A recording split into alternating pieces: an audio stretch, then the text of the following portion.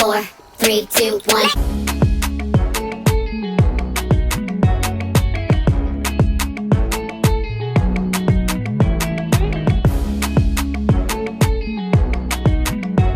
Salut mes ambitieux, j'espère que vous allez bien. On se retrouve pour une nouvelle vidéo. Attrape ton thé, installe-toi tranquillement dans ton canapé ou dans ton lit, comme tu veux. Bref, sors les plaids, tout ce que tu veux. On y va et on papote comme d'habitude. Mon thé est derrière, donc voilà, c'est parti. Avant de commencer, n'oublie pas de t'abonner. C'est hyper important pour pouvoir soutenir la team des ambitieuses. Abonne-toi, prends un petit temps. Clique sur la petite photo là en bas, le petit bouton s'abonner en bas. Et c'est parti, là on peut y aller. Aujourd'hui, on parle de comment prendre soin de soi. Moi, j'ai envie de dire, prendre soin de soi, c'est essentiel. C'est un peu la base, j'ai envie de dire. Parce que sinon, comment faire pour se sentir bien dans sa peau si on ne prend pas soin de soi. Maintenant, la question de comment prendre soin de soi, moi, je vais parler de deux côtés. Moi, je pense qu'il y a deux grandes catégories hyper importantes à déterminer parce qu'il faut prendre soin de soi à l'extérieur, ok, hein, tout le monde pense à cette partie-là d'abord, mais il faut prendre soin de soi aussi à l'intérieur. Et ça, si on n'en parle pas chez les ambitieuses, c'est qu'il y a un problème.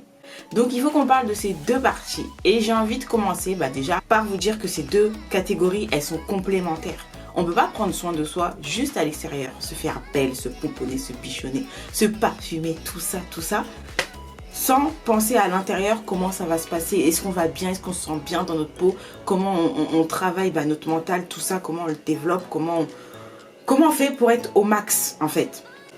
Si on ne pense pas aux deux, d'ailleurs désolé si vous entendez les travaux, il y a des travaux chez les voisins, donc voilà, mais on fait avec, vu le confinement.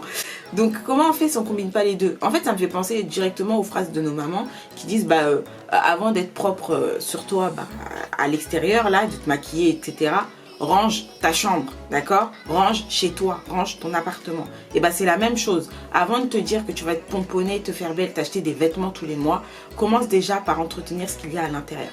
Donc aujourd'hui, on va parler des deux aspects de comment prendre soin de soi et être au maximum et être cette femme ambitieuse en fait.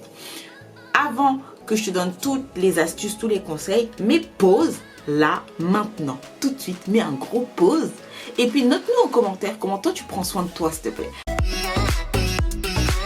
Maintenant, on peut y aller. Donc, moi, je vais commencer par comment prendre soin de soi à l'intérieur d'abord. Pour moi, il y a trois grandes choses principales pour être bien dans sa peau à l'intérieur. La première chose, c'est la tête. Si t'es pas bien dans ta tête, en fait tout ce qu'il y a autour ça ne va pas aller, tu vas voir les choses dans le noir, tu vas être dans le négatif, etc. Donc j'estime qu'il faut commencer par ce qu'il y a dans la tête. Et comment faire pour être bien dans sa tête, hein?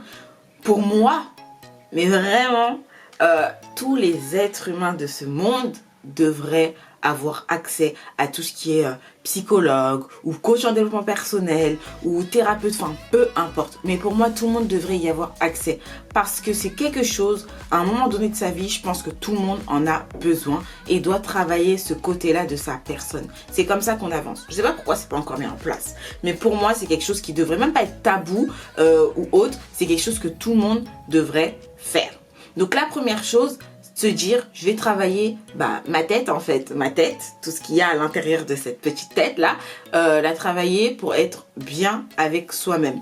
Donc vous pouvez avoir accès à tout ça, tout ce qui est psychologue ou alors encore les coachs de vie, c'est réputé maintenant attention, pas prendre n'importe qui, mais allez trouver un coach de vie qui soit compétent et avec qui vous vous sentez à l'aise, d'accord? Et quelqu'un qui ne va pas vous rendre dépendant de lui. Soit ça, soit comme j'ai dit psychologue, ou alors déjà pour commencer, la première étape, si vous voulez être autonome, que vous estimez qu'il n'y a pas de grandes choses à régler ou autre, vous voulez commencer par petit pas, ce que je vous incite à faire, c'est déjà commencer par lire des livres, tout simplement. Lire des livres axés autour du bien-être, du développement personnel, enfin tout ça, la gestion, ça peut être la gestion du stress, la gestion des émotions, toutes ces choses-là. Commencez à lire, trouver quelle est notre personnalité, faire un point un peu sur nos compétences, tout ça. Vraiment travailler sur soi, quoi. Voilà. Quand ces étapes-là sont faites, là on peut passer à la suite. Ok, donc pour choisir vos livres, n'hésitez pas à me dire d'ailleurs si vous voulez que je vous partage plusieurs types de livres qui ont accès bien-être, développement personnel. Mais sinon, je vais vous mettre un lien en dessous, en barre d'infos, le lien de la bibliothèque Maman Ambitieuse où je vous partage quelquefois quelques livres que j'ai déjà lus et sur lesquels je vous donne mes avis sur mon blog. Donc ça déjà, c'est pour la partie tête. Ok, maintenant, sur la partie intérieure, il faut aussi penser au corps, mais à l'intérieur. Je pense que l'alimentation et le sport sont les deuxième et troisième choses importantes. Ça va être l'alimentation et le sport. Vous ne pouvez pas vous dire que vous n'allez pas faire de sport dans votre vie. C'est juste pas possible en fait. Je ne parle pas de faire du sport forcément pour maigrir. Rien à voir. Faire du sport pour être bien avec soi-même, être bien dans son corps et être en bonne santé. Ça, c'est important. La santé avant tout. Parce que sans la santé, il n'y a rien qui se passe par la suite. Donc, pour ça, il faut pouvoir se dire, ok, je vais faire du sport. Même si c'est déjà commencer par marcher. Au moins, commencer quelque part. On va marcher un peu tous les jours. Ou alors, je vais aller faire de la danse. C'est un sport. Voilà, du yoga, enfin, ce que tu veux, courir, tout ce que tu veux. Mais pratique un sport. Ça va faire du bien. Ça va te faire du bien. Ça va faire du bien à ton corps, à ta santé. Et ensuite, combine ça avec une bonne alimentation. Et dis-toi que là, déjà, tu as le combo parfait entre la tête, l'alimentation et le sport pour être bien et te sentir bien dans ta peau et dans ton corps. Pour l'alimentation, écoute ton corps tout simplement. Qu'est-ce que ton corps veut et qu'est-ce que ton corps ne veut pas. Je pense pas que ton corps te demande de manger du chocolat toute la journée. Moi qui suis une grande fan de chocolat et de sucre, par exemple, je le reconnais, je le sais. Je le sais et surtout, je sais que mes émotions, etc., en fonction de mes émotions, je vais manger plus ou moins. Et ça, c'est pas forcément bien, mais je le sais et je le reconnais. C'est-à-dire que si j'ai des grosses fringales, etc., c'est qu'il y a quelque chose. Soit je suis fatiguée, ou soit il y a un moment, un pic de stress, ou alors avant les règles, tout simplement. Donc tout ça, au moins, ça me permet d'écouter mon corps et de savoir ce qui se passe et ensuite de mettre des choses en place.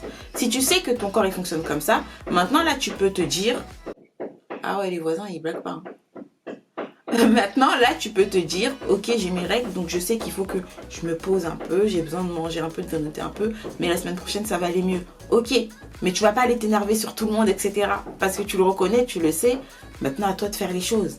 Tu sais que tu as du stress, ok, au lieu de manger de chocolat toute la journée, je sais que j'ai telle activité qui me permet de déstresser, tout simplement.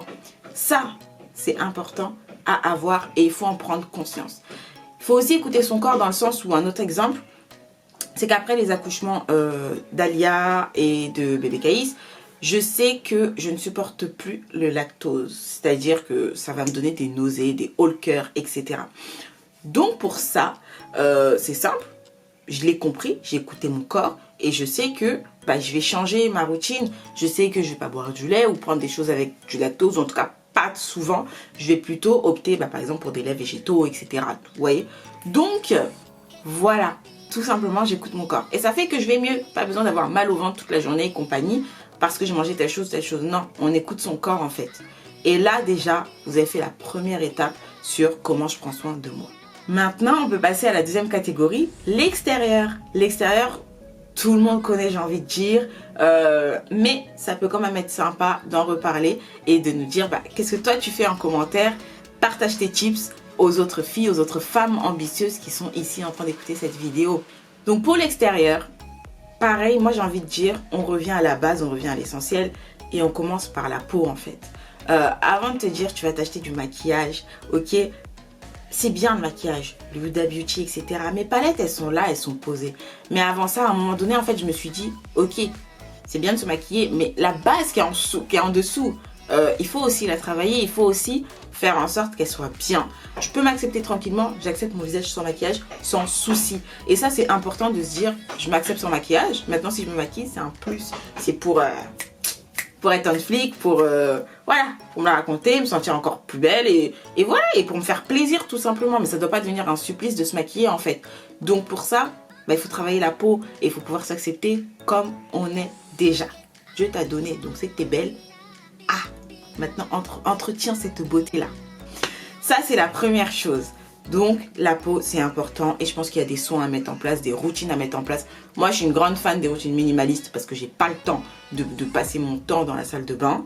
Donc, il fallait que je trouve une routine adaptée à ça. C'est pour ça que j'ai décidé d'investir dans un salon comme Peel of Skin qui est juste trop bien. D'ailleurs, il y a un article qui va bientôt sortir où je vous parle de mon peeling et des quelques fois où je suis partie faire mes soins là-bas. Et franchement, un bonbon. N'hésitez pas parce que ça peut être important et ça peut vous faire du bien. Et surtout, ça peut vous aider à gagner confiance en vous, etc.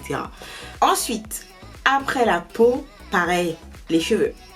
Les cheveux, je pense que c'est aussi important pour nous les femmes parce que c'est un peu notre accessoire, c'est un peu notre... c'est nos bébés quoi, c'est nos bébés. Alors attention, hein, disclaimer, je ne suis pas une pro nappy, etc. Je suis nappy dans le sens où moi je ne défrise pas mes cheveux, etc. Ils sont naturels, voilà. Mais je suis pas contre tout ce qui est faux cheveux, rajouts, perruques, etc. et tout. Voilà, donc voilà, c'est posé. Pour les cheveux, c'est pareil, je pense que c'est important d'en prendre soin. Je pense qu'il faut pouvoir s'accorder ce temps pour se dire, mes cheveux, j'en prends soin. Il faut que je puisse les apprivoiser, que je puisse les aimer. Moi, je suis en train de tester les compléments de Lashley Beauty en ce moment. Je vous dirai ce que j'en pense, je vous ferai bientôt un retour. Mais ça, déjà, c'est pas mal. Ensuite, n'hésitez pas à aller dans un salon de coiffure. Moi, j'aime beaucoup. Maintenant, la difficulté pour moi, c'est par exemple, je suis allergique à un produit chimique qui est dans beaucoup de produits capillaires. Et donc, c'est chiant d'aller au salon, de toujours demander est-ce que vous utilisez ceci, cela, etc. Et voilà, prendre soin de ses cheveux, c'est important. De se poser des routines. Encore une fois, j'aime pas les grosses routines. Il faut que vous puissiez trouver, il faut que tu puisses trouver celle qui est adaptée à tes cheveux.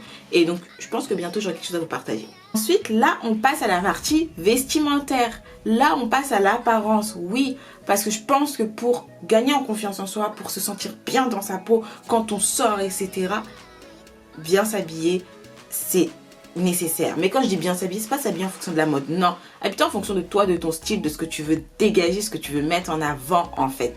Quand on te voit, qu'est-ce que tu veux qu'on pense de toi, etc. Ça, c'est important.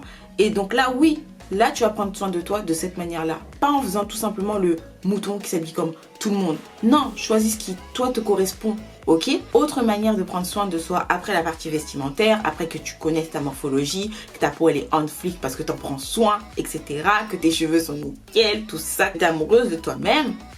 Là, j'ai envie de te dire, c'est parti pour les soins de la femme, les soins intimes, parce qu'il faut soigner tout ça.